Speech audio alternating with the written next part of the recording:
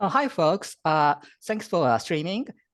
Here is the second episode of Yumio to Ohanashi. Runs about 13 minutes. This is my lucky number. And we have this imaginative female fantasy author, Erika McCorkle from Washington State. Thanks for joining me. And folks, please welcome her. And let's begin the interview, shall we? So briefly, can you introduce yourself, Erika? So my name is Mhm, Erika mhm, McCorkle. yeah, On my screen it says Kira, but mhm, that's like my internet name. mhm, I'm a fantasy author. I mhm, write mhm. pretty dark and adult fantasy. So if you're a teenager listening to this, wait a while before you check out my books. Or just go to bed because even though Yeah. it's 11 a.m. right now.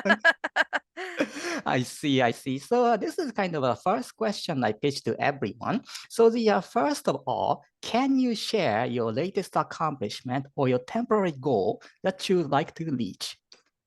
I recently finished writing one of Uh-huh, the bigger arcs in my story. It's uh-huh. about a boy who runs away from Mhm. the secret government Oh, eugenics breeding facility to find a family who loves him and accepts him oh. for who he is.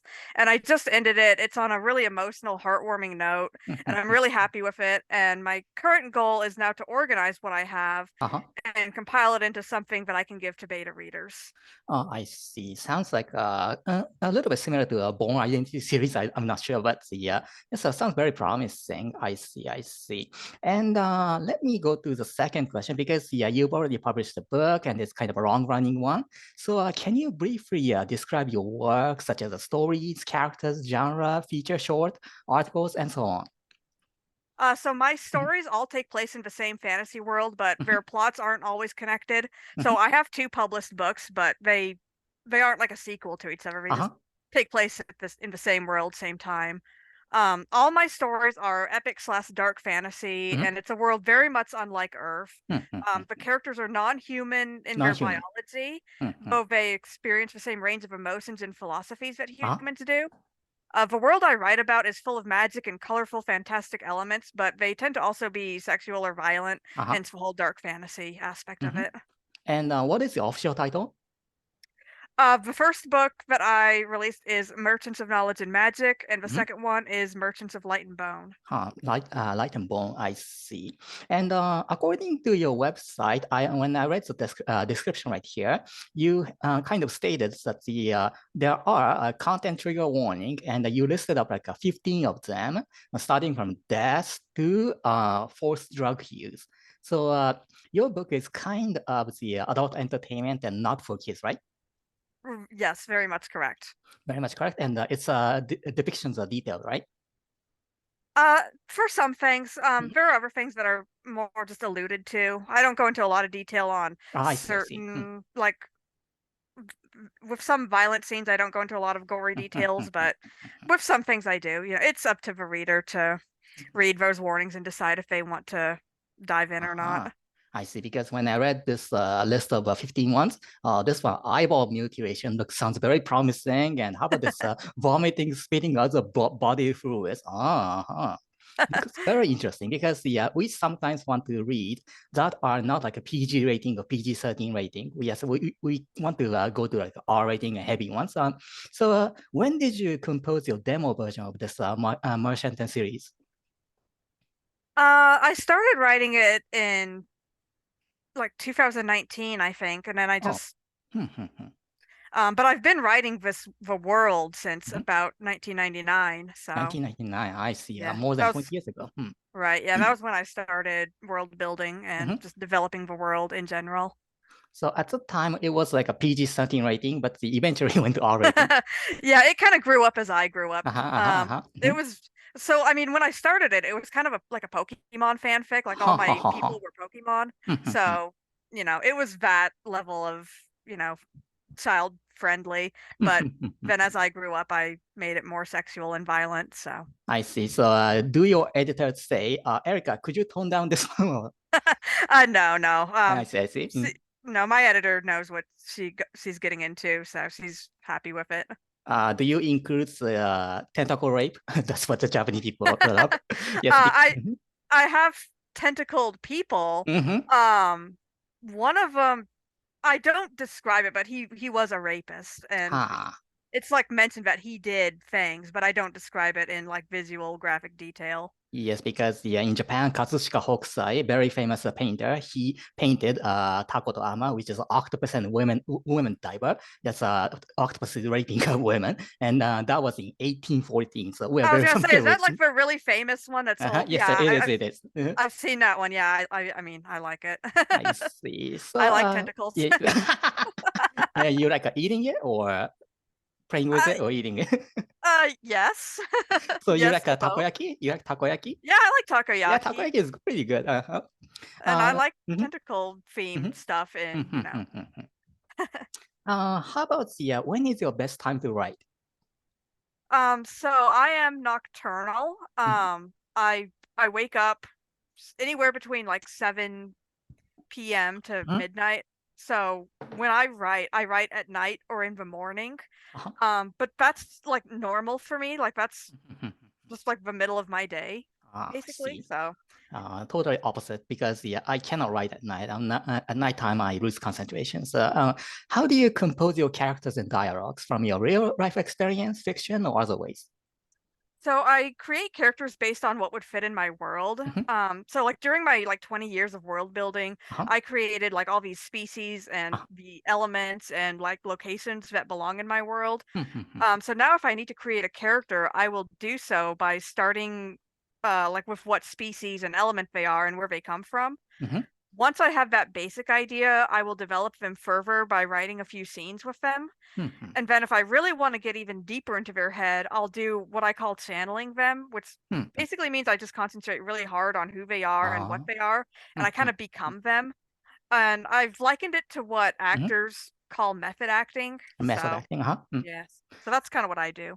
I see. Yes, these kind of things are not easy. Yes, especially the dialogues are very difficult in screenwriting as well. Okay, so when composing an action sequence, do you first image it in your brain to visualize, or toss words randomly on a blank page and start writing, or do you have your own ways to compose a sequence? I do like to visualize, but often I can only do like short bits at a time. Mhm. So what I'll do is I'll have a few big moments in mind Uh-huh. and I will organize that. Like I'll when I'm outlining, I'll put Mhm, those in a mhm. bullet point, and then Uh-huh. when I'm actually writing the scene, I'll hit one bullet point, and then I'll just kind of see where it goes. Mhm, Like mhm. I just kind of go with the flow, because usually like something will be happening in that scene that I hadn't predicted before. Like there'll be a character or an object that's like, oh, Mhm. I can implement this. So I just kind of go with the flow, hitting one bullet point after the Oh, next. I see. Yes, this is a pretty interesting question. So, how about any favorite Japanese anime or manga? I have a lot. I just compiled a list of just a few. Most of them are kind of fantasy or fantasy adjacent. Just some on the list. I have Hunter x Hunter, Uh-huh, of Cardcaptor course. Sakura, Kemono no Soja Erin, ReZero, and the one that I'm currently in love with, and it just started airing like last week. But I've been reading the manga for it for about 2 months now, and that's I think it's pronounced like Free Ren or Oh yeah, yes. Ren. Free reign is kind of getting big attention in Japan too right now. Yeah, it's real popular Hmm. amongst the American Yes, viewers as well. and It's yes, really I good. watched the couple of episodes and seems pretty. First episode was pretty slow, but it's getting kind of interesting right now. Yeah, I when I read the manga, like I Mhm. cried in the first like 20 Uh-huh. pages, so I was like, oh yeah, this is definitely one that I gotta keep reading. I see. And the one time you mentioned about Hunter x Hunter, that is one of your favorite. So I have a question about Hunter x Hunter to you. Can you name three favorite characters in Hunter x Hunter? Ooh, yes. The Mm-hmm. King, Meruem. Uh-huh, Marilyn, um, uh-huh, uh-huh. seriously one of the best villains of all I think time. so. Kurapika, who Uh-huh. is like my husband. I love Kurapika so much. My husband. Oh my gosh, who's gonna be my third? Oh my gosh. I wasn't prepared for this. Oof. Yeah, with a I'm great gonna character, say Hisoka. Mhm. I'm hot. Jen, I know you're listening to this. You can have him. You can have the clown. Um, Uh, I like Hisoka. I probably wouldn't call him one mhm, of my mhm, favorite mhm, characters. mhm. Uh, who else do I want to add? Okay, time's up. So let's go to the No, next no, question. I'm gonna say no. One of the I don't remember her name, but she's one of the queens in the manga only arc. It's not in the anime. Yeah, The that's eighth difficult. queen. Yeah. I see, I see. Ace Queen, I see. So can you name any famous Japanese person that impacted you the most? Yeah, I'm gonna say I don't know how he says his name in Japanese. It's like his screen name is Ryuukishi-zero-seven. He created I Higurashi do. and Which is Neko. 07. Uh-huh. Yeah. And Umi Neko is like my favorite work of fiction of all time, and Oh, it really? literally it absolutely changed me as a person. It impacted how I engage with fiction, and like it ruined books for me. Like I can't read anything, and not just books, but all media. Like I can't experience a story the same way after I read Umineko. Like Yes, I a novel and changed too visual many is very things. different. Yeah. Yes, and as you have imagined, the Ryuukishi-zero-seven, he impacted a lot of Japanese gamers when first Higurashi was released. Everybody talked about because even as a doujin game, that was kind of got massive attention in Japan. So okay, so I see. And how were your school days? Cool, fun, boring? You just want to graduate, or can you hear me more? I liked school. So Mhm, at the high school that I went to, mhm. when I went there, it was only 4 classes at a Oh, only time. four. Uh-huh. Yeah, and you got a lot of time to like do your homework in school. So Mhm, like when I went home, I'd mhm, have a lot of time to just play video games or goof around or whatever I mm, wanted to do. So, school was pretty easy and mm, I had a mm, great time overall. I didn't hate it. mm, mm, mm. I see, I see. Okay, so we're kind of getting close to the time. So let's wrap up. Any message to those watching this interview?